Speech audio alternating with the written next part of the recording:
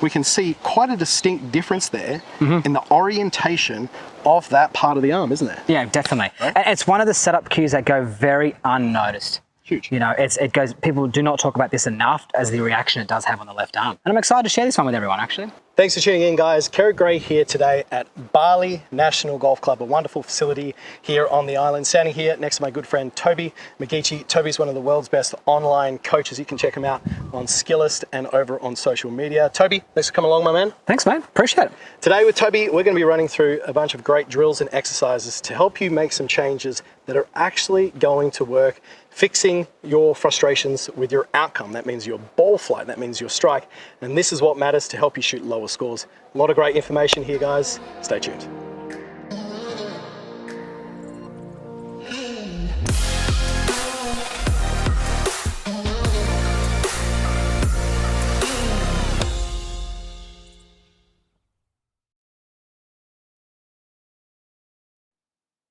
Okay, Tab, so here we've got another common example of what we see, how a setup error can influence the moment of impact. Big right? time. Now this golfer here, we were talking about earlier, we're studying the swing, going the ins and outs, and the relatability to so many golfers out there of what this gentleman here does in his golf swing. Yeah. He came to you, he was struggling with, what was he struggling with?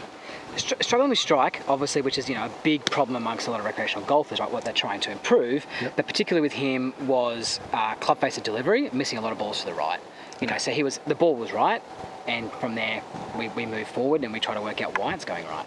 Yeah, absolutely. And using the analysis tool here, we can see what the professional does over here on the left-hand side. Let's talk about an area of the lead arm, so the left hand for the right-hander, which you identified as one of the leading issues that was causing the inconsistency here. Yeah, great. Well, do you want to take us into impact? Yeah, sure. And take a bit of a look at impact here. This is the most important position, right? It's going to tell us the story of what's about to go on. What we can see there, right, is his lead arm, so his left arm there, how it's broken down, yeah. Right? And also where the elbow is positioning and what's going on with that there as a reaction to the club face. Yeah, and we can highlight this quite simply just by using these sort of reference lines here of that breakdown of structure of really both those arms. We'd almost just call that a chicken wing, right? It's like one of the most Googled search terms out there, versus, let's say, somewhat of a straight line structure through the golf ball here. Yeah. Now, there's slight variations to this relative to matchups for high-level golfers, but we're talking about a recreational golfer here who's struggling with one of the fundamentals of golf, which is getting his ball started on his intended line and creating a quality and consistent impact, right? So 100%. We're reverse engineering it. We have a look at impact. We're not making these changes for the sake of aesthetics. This guy is struggling, okay? Yeah. So we look back at the address based on that, and we can start to see some differences here with his lead arm position, specifically the inside of his elbow. So let's call that the elbow crease. So over here on the right-hand side, we've got that covered out in the red circle, and over here on the left with the professional in the green, we can see quite a distinct difference there in the orientation of that part of the arm, isn't there? Yeah, definitely. Right? And it's one of the setup cues that go very unnoticed. Huge. You know, it goes. People do not talk about this enough as the reaction it does have on the left arm. And I'm excited to share this one with everyone, actually. Yeah, absolutely. So why don't you set up to this ball? Let's have a look and show us what the recreational golfer here is struggling to do. Or the recreational golfer here is doing in their address position, which then causes that inconsistency later on for us. Yeah, to exaggerate that point of what we can see there, right, when looking at the lead elbow here, okay, is that it's starting to look really far down the target line like that. Oh, yeah. Okay. So when that looks down like this way here, you can see the pressure is going to come in this area, right? Big time. So they can't actually fold it over. Now, if you were to hold that club up like that and then I just lift that left elbow, it's going to make it very challenging for that club face to close. Particularly the only way I can close it is through a breakdown of the lead wrist. So then I'm relying on the lead wrist to try and help me close that club face there, which is, you know, shortening my arc, and my low point control is going to be everywhere. And, you know, you can miss it left doing this, but a lot of the time, if you don't get that lead wrist right, the ball's going to go right. Yeah, big time, big time. So we, like you mentioned before, we start at setup. You want to come in and we'll demonstrate it? Yeah, sure. So let's say that I'm in this, and I'll be really interested to see here because I've got a certain process and structure that we'll talk about after you show me, and we can see how it differs, because it's always interesting to hear different perspective from coaches to show how they work through this process with their students, because there's so many different ways to do it, achieving the same outcome. It's just all the way that's communicated, right? So address position, assuming everything else is pretty reasonable in the setup. We're going to have a look at this lead arm. We're going to recreate this look that we see with the recreational golfer. So the elbow crease is facing in, the elbow's pointing towards the target, right? What else are we doing from here? So what you'll see, that's what it looks like from there, right? And one of the key things, you know, if I get asked the question all the time, you know, I get asked the question, what's, you know, one of the keys to good ball striking is I'll often say the relationship between the insides of the forearms at impact, and we want to be able to do that in the address position. So you can see here, right, the inside of your forearm is all the way around here. So there's a big inconsistency going on there. So as soon as if we could get that lead elbow to be looking more towards the oblique muscles in that area there, now we do have a few points of reference, and that's one of them there. You'll see the insides of your forearms are here. You call it the crease line, I call it the armpit. You know, I'm not too sure what it is there. But when you're doing this, an important thing about this, so this is obviously key number one to making this change, right, is adjusting the setup.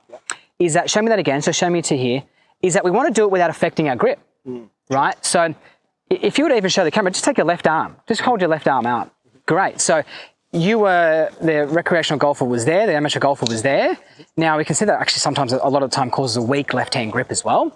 So if we can get that to go in this way here, you demonstrate that beautifully about how your forearm there did not, you know, did not affect your grip. Oh, and in my coaching practice all the time, this is one of the key setup videos that I give a lot of players, is just understanding that these two can separate and move differently. And what we see with the professional is that there is a distinct difference between where this is on average and this, right? And we find that most amateur golfers will either have a super weak grip in which this will be in such a position where it starts to break down the structure, or even sometimes this, and there's just a lot of variation between this palm here and this elbow crease. They're always facing the same direction, but we see with the professional, they actually turn that palm down, the elbow crease is facing up, and then we go through this structure of ensuring that this is facing out towards the camera. Now, there's all little variations of these that can work. We're not going to talk about that, but as a general rule of thumb, we generally see that the pro would tend to have this more out than closed in.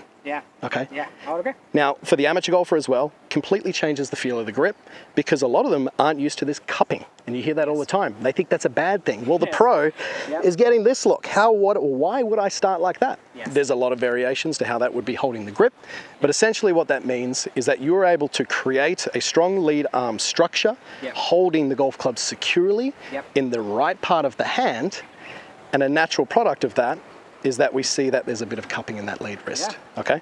So this is where the pro would set up. Anything else that you'd like to add to that? That's pretty much it. So what that allows you to do, and people are, you know, if people are at home now and they're talking about their grip, trying to potentially, you know, help their grip, there's a lot of videos on how to do that, but not a lot on the left elbow structure there, that lead elbow structure. So that could potentially help them with their grip as well. They're looking to strengthen their grip. But that's pretty much where I'd be. The insides of the forearms closer together. You know, that's gonna probably bring the left arm more, or your lead arm across your chest there. It's gonna maintain a stronger top hand grip, and you're gonna feel ready to move from there. Yeah, absolutely. And we see that obviously this golf club coming in and this effect here, elbow pointing in that direction, breaking down. This is going to feel wildly different. A lot of players, when they first get into this position, they feel like that face is going to shut big time. And they think that the ball's going to go around their left ankle, out of bounds over there. But that's the feeling that they need to get, right? So now that we've got them into the setup, let's talk about the differences through impact. The player that was here, we generally see by this stage of the swing, as that recreational golfer demonstrated, the old chicken wing, extension of that wrist there. Now, what we would like to see is, like Robert was demonstrating here, a lot better structure to the arms, this length, the distance between the elbows. So what's a drill and exercise that you would get me to do if I was in this position that I was setting up like this? We've got our good arm structure. What's next? Well, from there, it's about short shots now. So we've got the setup change right. Now we need to train the brain on how to react differently through the ball. And the brain now, we have a chance now with our body to be able to move the way we want to. We've actually got to give ourselves a chance now. So we need to retrain on how to move the right way. A lot of the time that golfer's been going this way here, right, getting that breakdown through the left wrist. So for me, it's a lot of shorter shots, and the checkpoint that I love to use the most is that I will be here and moving to right arm parallel to the ground, to here, because to me that's a place that we can measure, right? We can measure what happened through here. We don't want to generally talk about telling people what to do at impact, because it's a bit of a stalling motion at times and it's difficult to measure, right? But if I swing you through to, trail arm parallel to the ground there, you'll get this kind of look like this. And what we're looking to see here, right, is a longer left arm, left elbow looking more behind you there, and that, I guess, the left arm and the shaft, kind of align there, but depending on flight. Within reason, yeah. Yeah, so we're going to retrain this, that this can actually roll over. Yeah, okay, great. So this here, technical term is called supination through the golf ball, or external rotation, right? Now, we generally see that the pro would be definitely looking a lot more like this rather than that, okay? So you're saying hitting little, or even starting off with little rehearsals, just swinging from hip height through to right arm level with the ground, feeling that this structure is out. Now, I suppose one thing or a comment to add here, which is very important, it shouldn't be stiff and rigid, guys. We need to be a little bit relaxed when we're doing that, because that is going to allow our wrists to function correctly and create the release. If we're just trying to hold it tight and tense like that, you can't move that into a dynamic mode. Yeah, we want to be able to release now. That student before has been trying to stop and stall, and they've been getting a little bit, as you call, stuck, and under more pressure, they're getting more and more trouble. But also in regards to letting us, get to that position that we're looking to try and do there, as you call, like lead arm supinating there, or rolling it over that way there, is sometimes putting an alignment aid out in front and showing them and teaching them what we want that ball to be doing. So giving them that external feel of seeing that ball track that way and what's actually required to do that. And the student will start to learn on how that club. Yeah, so what Toby's saying here is that this player specifically who was struggling with this was starting at left and they were curving it too far to the right, or the ball was pretty much starting right of his intended line pretty much every time. There was too much of this bias as such. And by getting this extension and this external rotation of this lead arm through the golf ball, that's going to allow this player to get this delivery coming a little bit more from the inside, get the face close to the path and start to get the draw, which at the end of the day, we're here to fix ball flight, right? Yeah. That's going to help them shoot lower scores. That's why they're getting in touch. It's not just about fixing positions for the sake of the aesthetic. I agree. And you'll start to feel through that shorter shot there, you'll start to see a consistent flight, because this is going to give you some inconsistency. You'll start to see that ball, starting to listen to you a little bit more. And once you start to learn that, then start to try and load it under more pressure and more speed. But it is very important that you learn to do this task under slow speed. Yeah, mate, great information there. I'm going to add in one little drill that you guys can practice at home that works extremely well, which also gives the same awareness. Is actually just grab your backhand like this and you open it up so you're pulling your palm in this direction and you place it behind your lead elbow. Now from here, two reasons why I love this drill. Number one, you feel this point of connection. Number two, you can see that the elbow crease is facing out. But then also through the ball, if you get this feeling that elbow is trying to break through, well, straight away you see that's the structure that we're not looking for. The professional, even just making small, slow rehearsals of getting the feeling of this lead arm never pulling across. So if I just make a small swing, follow through, turn back towards the camera, you can see it's still very much in line. The hands need to stay relatively in front of the body. That would be the objective. Now, you don't want to hit golf balls doing this, but just getting the feeling, you're just going to start to feel that this club face itself might be doing something wildly different. And because of the force of the back of the hand, pulling this arm more towards my body, this is going to stay more out rather than doing that, right? Yeah, I love it. Okay, so we're going to hit a one shot here. We'll do a couple of small rehearsals talking about what Toby was just describing there so well. Arm structure's looking good. Lead elbow crease is facing more up towards the camera. Getting that nice long look at the club shaft away from my body, but making sure I'm not being too tense. That feels really good. Let's chip one down there. Let's check out this ball flight.